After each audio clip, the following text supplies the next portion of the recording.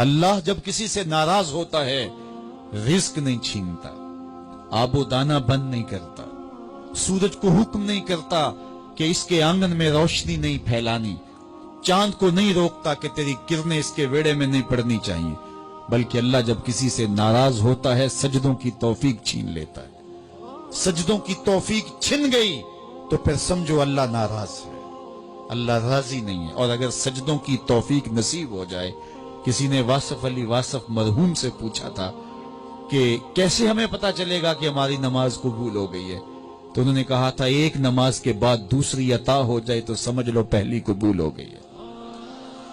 تو نمازوں کا نصیب ہونا یہ اللہ کی رضا اور اللہ کی خوشنودی کی دلیل ہے، اور سجدوں کی توفیق کا چھن جانا یہ اللہ کی ناراضگی کی دلیل ہے۔ میں اور آپ دیکھیں کہ ہم کہاں کھڑے۔ دیکھیے دولت تو کفار کو بھی ملتی ہے، اللہ دولت اسے بھی دیتا ہے جس سے راضی ہے، اسے بھی دیتا ہے جس سے نہیں راضی، لیکن سجدوں کی توفیق اسے ہی دیتا ہے جس پہ وہ راضی ہے۔ تو 5 گانا نماز شعار زندگی بنا لیجئے، نماز قضا نہ ہونے پائے۔ قیامت کے دن بے نمازی اس صف میں کھڑا ہوگا جس صف میں نمرود کھڑا ہوگا، جس صف میں حامان کھڑا ہوگا، قارون کھڑا ہوگا، شداد کھڑا ہوگا۔ مجھے بتائیے ہم میں سے کوئی یہ گوارہ کرتا ہے ہم اس صف میں کھڑے کر دیے جائیں جہاں دشمنان خدا کھڑے ہوں؟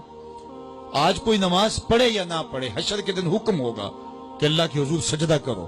ہر کوئی سجدہ کرنا چاہے گا، جو نہیں پڑھتا وہ بھی کرنا چاہے گا، لیکن بے نمازی کی کمر اکڑ جائے گی، وہ آرزو رکھنے کے باوجود سجدہ نہیں کر پائے گا۔ قرآن بتاتا ہے کچھ لوگ جہنم کو دھکیلے جا رہے ہوں گے، انہیں کچھ لوگ پوچھیں گے ما سلککم فی سقر، تم جہنم کو کیوں جا رہے ہو، کیا ہوا تمہیں؟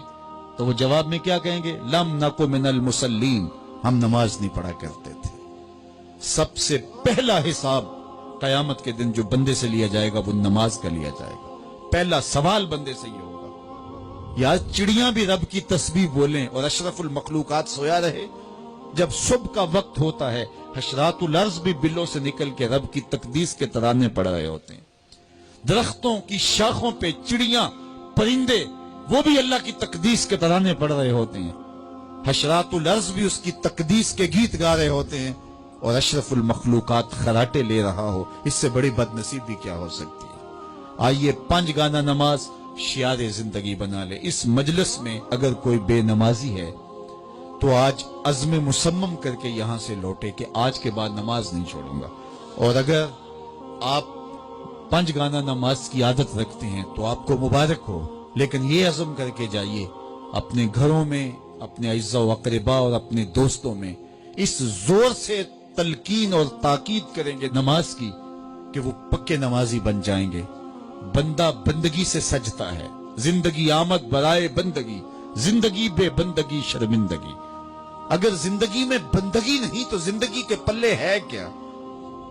علماء نے لکھا ہے کہ یہ سارے درخت حالت قیام میں ہیں، چوپائے حالت رکوع میں ہیں، مینڈک تشہد میں ہیں، اور حشرات الارض سجدے میں ہیں، اور انسان اشرف المخلوقات ہے۔ اس کی عبادت میں درختوں کا قیام بھی رکھا گیا، اور رکوع بھی رکھے گئے، اور سجدے بھی رکھے گئے، اور قعدے بھی رکھے گئے، اس لیے تاکہ اس کی عبادت تمام مخلوقات کی عبادات کی جامع بن جائے۔ لیکن یہ اس کے باوجود اللہ کے حضور سجدہ ریز ہونا پسند نہ کرے تو بتائیے کیسے رحمتیں اس کے اوپر اتریں گی؟ خوش نصیب تو وہ ہیں جو 5 گانا نماز ادا کرنے کے بعد تہجد بھی قضا نہیں ہونے دیتے، سجدوں سے اللہ کے حضور حاضری پیش کرتے ہیں۔ سب سے زیادہ بندہ اللہ کے اس وقت قریب ہوتا ہے جب سجدے میں سر رکھا ہوا ہوتا ہے۔ انسان کے اشرف اعضاء اس کے سر میں ہیں، بولنے کی قوت زبان سر میں، دیکھنے کی قوت آنکھیں سر میں، سونگنے کی قوت ناک سر میں، چکھنے کی قوت زبان سر میں، سننے کی قوت کان سر میں، سوچنے کی قوت دماغ سر میں، اور سر مالک کے در پہ۔ ناک بھی رگڑ رہا ہے، پیشانی بھی رگڑ رہا ہے، اور زبان سے کیا کہہ رہا ہے؟ سبحان ربی الاعلی، مالک مجھ سے نیچے کوئی نہیں، تیرے سے بالا کوئی نہیں۔ انسان کو بندگی کا ذوق جب نصیب ہو جاتا ہے، جب اس کے حضور بندہ جھکنے لگ جاتا ہے تو پھر وہ کسی کے آگے نہیں جھکتا۔ وہ ایک سجدہ جسے تو گراں سمجھتا ہے 1000 سجدے سے آدمی کو دیتا ہے نجات۔